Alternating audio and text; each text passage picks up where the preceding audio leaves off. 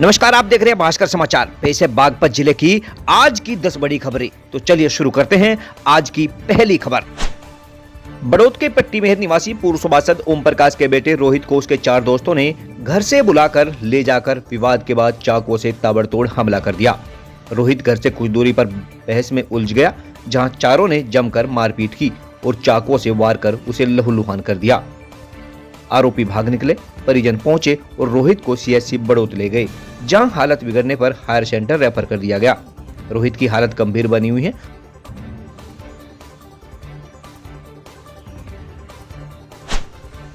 बागपत शहर कोतवाली क्षेत्र के एक निजी स्कूल में 11वीं कक्षा का छात्र पेरेंट्स मीटिंग के डर से घर से जहरीला पदार्थ लेकर स्कूल आया और खा लिया।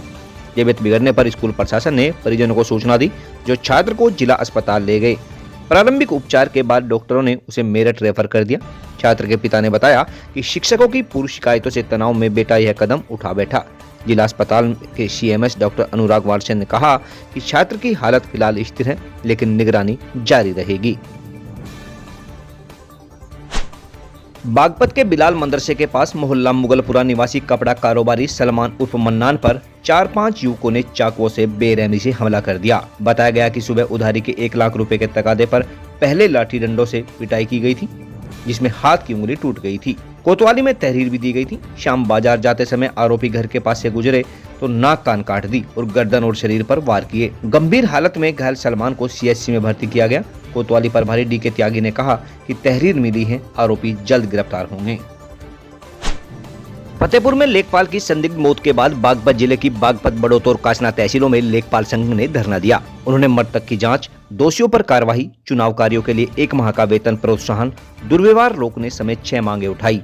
पदाधिकारियों ने बताया कि अधिकारी रैंकिंग में व्यस्त रहते हैं और लेखपालों को डांट फटकार निलंबन की धमकियां मिलती हैं।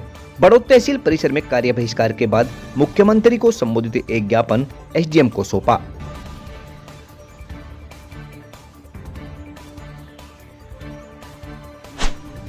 सांकरोद गांव के चर्चित डोडा कांड में अपर जिला एवं सत्र न्यायाधीश पवन कुमार राय ने सेवानिवृत्त दरोगा अमन सिंह को गलत साक्ष्य तैयार करने, अवैध हिरासत और SC/ST एक्ट में दोषी ठहराया। 2015 में रवि पर फर्जी डोडा बरामदगी का मामला सुप्रीम कोर्ट पहुंचा। जांच में गिरफ्तारी फर्जी पाई।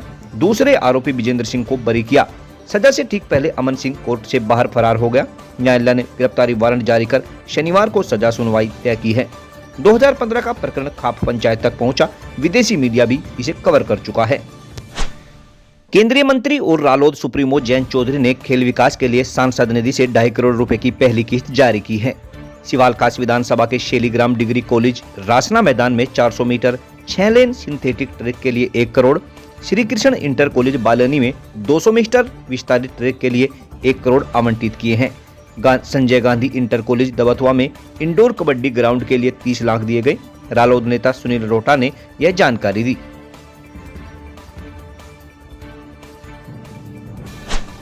नगरपालिका परिषद बागपत के चेयरमैन रोजुद्दीन एडवोकेट ने प्रेस वार्ता की। उन्हें संपत्ति कर वसूली, दुकान आवंटन और फर्जी वोट के आरोप में प्रमुख सचिव पी गुरु प्रसाद ने पद से हटा दिया है। डीएम को प्रशासक नियुक्त करने के आदेश। पत्रकार वार्ता में रोजुद्दीन ने कहा कि भ्रष्टाचार का आरोप बेबुनियाद है। दुकानें मृतक आश्रितों को नियम अनुसार दी गई हैं। संपत्ति कर अधिकारी जमा करते हैं और फर्जी वोट पर मोहल्ले का विस्तार बताया है। उन्होंने कहा कि राजनीतिक दबाव में आदेश दिए गए हैं, रिकॉर्ड शासन में रखेंगे और जरूरत पड़ी तो कोर्ट भी जाएंगे। रमाला के किरटल गांव में 1 दिवसीय 1500 मीटर दौड़ प्रतियोगिता हुई। सोनीपत, दिल्ली, मेरठ, बागपत समेत कई जिलों के धावक शामिल हुए। रमाला मिल उपसभापति जयदेव सिंह ने कार्यक्रम का शुभारंभ किया, जिसमें अमित सोनीपत प्रथम, ऋतिक दिल्ली द्वितीय, राउडी मेरठ तृतीय, प्रकाश दिल्ली चौथा, प्रिंस बागपत 5वें स्थान पर रहे। विजेताओं को ट्रॉफी और प्रमाण पत्र देकर सम्मानित किया गया।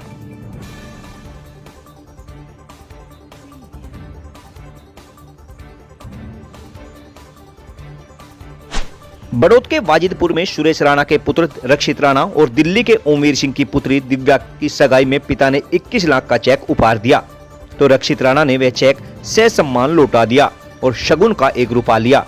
रक्षित ने कहा कि दहेज सामाजिक अभिशाप है, जिसे शिक्षित परिवारों से बदलाव की शुरुआत करनी होगी। रक्षित के चाचा डॉक्टर रविंद्र राणा और शिक्षक चौधरी सुखबीर सिंह ने उनके इस कार्य की सराहना की।